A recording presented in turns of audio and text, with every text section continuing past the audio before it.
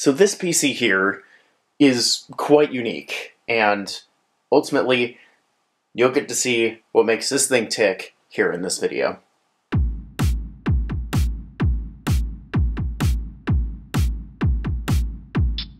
Now this machine here is an industrial PC from the state of Indiana. Now this machine here is ancient. At least it looks ancient. I'll show you that it's not actually here in a little bit. It's a very, very industrial design. Completely metal. There's no plastic on this thing aside from the front drive base here, and that only makes sense. But yeah, you can see it's pretty dinged up. You got some marks up here. There's some scratches down the side.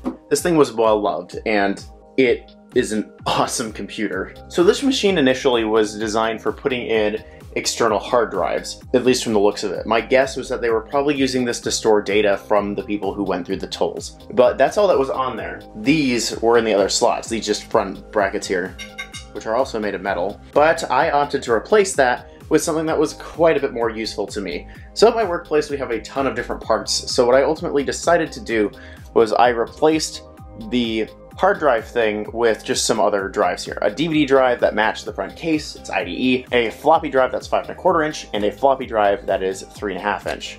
Now without further ado, let's open this thing up and see what the inside of this thing looks like. So this machine's super easy to open. You got the 2 screws here, you got one here, and mind your eyes a little bit because there's a bit of cable anarchy going on inside this computer. It looks so bad here shortly.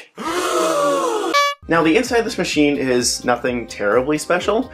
There is a 1 TB hard drive down here that, since there's nowhere to mount one unfortunately, it just had to go here. And right here is the guts of the machine. This is an SBC. I'm gonna go ahead and explain a little bit here what an SBC is so people who are unfamiliar can understand this part of the video. The term SBC stands for single board computer, and it's exactly what it sounds like. With the conventional desktop PC around this time, there were multiple components that were essentially add-ons to the main motherboard. While some motherboards had essential components, like audio and video, baked into the boards themselves, not all systems were like this, requiring a separate GPU and in some cases a sound card. SBCs host all of their components on a single peripheral card. These can be ISA, PCI, PCIe, etc. This card plugs into a backplane, which is essentially a motherboard with no components on it. These cards are useful for people who need to swap machines quickly in the case of a catastrophic hardware failure, as the motherboard can be swapped in and out in less than 5 minutes. So yeah, installed in this computer, you've got the SBC board itself. You've got a USB card right here. This had a connection at one point for serial and parallel, but I opted to move those to the actual dedicated spots that were on the back here. For some reason, they weren't there before. They were just not cut out, and they just had a bracket here wasting a PCI slot. I guess whatever was easiest at the time, that makes sense, but still.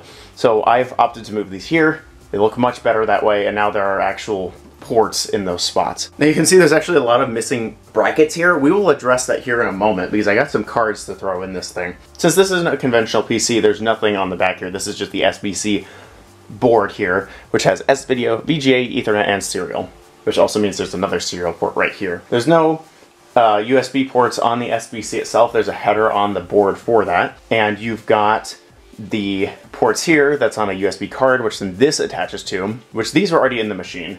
That's pretty much all that's in this machine right now. So I've set this machine up already with some software and a couple copies of Windows since I've dual booted this machine. So it's got USB, so it's not like a 486 or something like that. So what would you think this thing is? A Pentium? Maybe a Pentium 2? Well, no, actually. This system is a Core 2 Duo. Now the beauty with Core 2 Duos is that they will run tons of different 64-bit operating systems that are still modern. Like Windows 10 would run on this machine if I wanted it to. I don't want it to because it's stupid. Same with Windows 11. But yeah, I've opted to install a couple operating systems here. One that's actually fitting for the appearance of the machine, and one OS that is fitting for the hardware that's inside the machine. Actually, we need to install a sound card first. I forgot to mention that. So the card that I'm going with here is a Sound Blaster Live. It's a very old card that I found in an old Dell. But yeah, since this system doesn't have any integrated sound at all, the only video output it has is VGA, and there are no audio jacks at all, we're gonna have to just go with this. And for Windows 2000, it'll work just fine. However, you'll see what happens with Windows 7 later.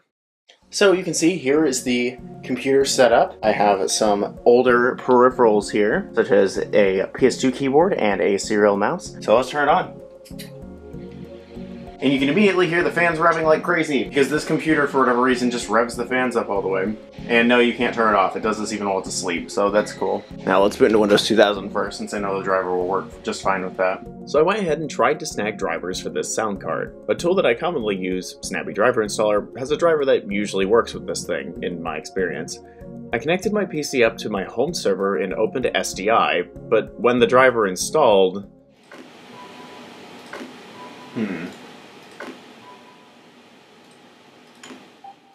Since I didn't have another audio driver handy, I decided I'd set that aside and work on Windows 2000 later. So instead, I booted into Windows 7 and wanted to see if that could get me anywhere. My first plan of attack was to grab a 64-bit driver from their website officially. Creative has drivers for this card all the way up to Windows XP, and they did happen to ship out a 64-bit driver for Windows XP. However, this driver was 1 in beta and 2 not for Windows 7.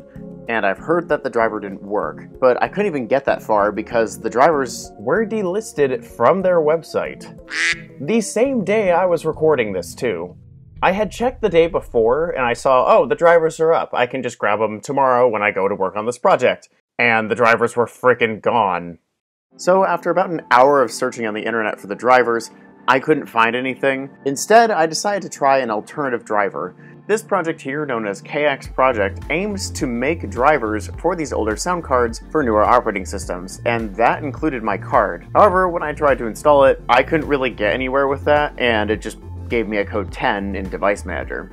So I can either install another sound card, or still try and find a driver that might work. So Windows 7 is a bust right now, so let's go back to Windows 2000. So you can see we've got Windows 2000 up and running on this machine. Oh goodness. And this is running the extended kernel, so this machine actually can run some XP applications. I haven't gotten all of them to work. I'm going to try experimenting with getting Paint.net running, but I don't have high hopes for that. But yeah, I'm basically just going to load this thing up with a bunch of old programs to make this thing super useful for me. So what we've loaded so far is the Pale Moon version of MyPal, which I could not get the Firefox one to work. This is based on Firefox 68 from what I can see. It's roughly the same in terms of version. Whoops.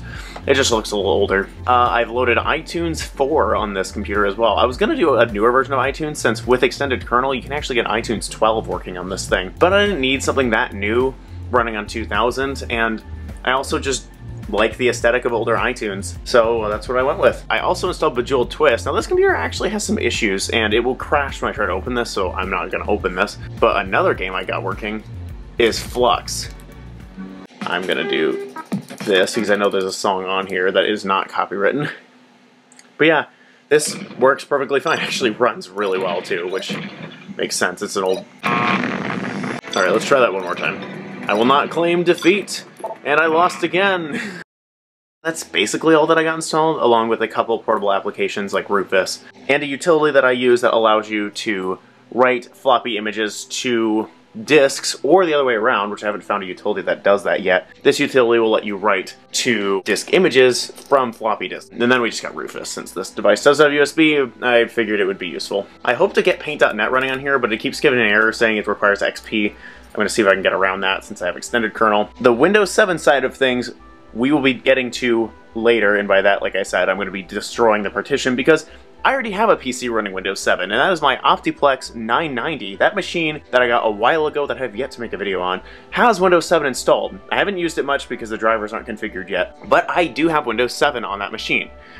So I might just mess around and see if I can get Windows Vista on this machine, and maybe I'll pick the 32-bit version, but I'll see if I can find a 64-bit driver for the Sound Blaster card before I totally give up hope on the 64-bit version. This is a Core 2 Duo. I do want to be able to use the 64-bit version. But anyways, that's about it for this video. Thank you guys so much for watching, and if you have any suggestions on what to do with this PC, let me know in the comments because I'd love to do more videos on this thing. Let's make the Indiana Tollbooth PC in a series on this channel. I will see you all later.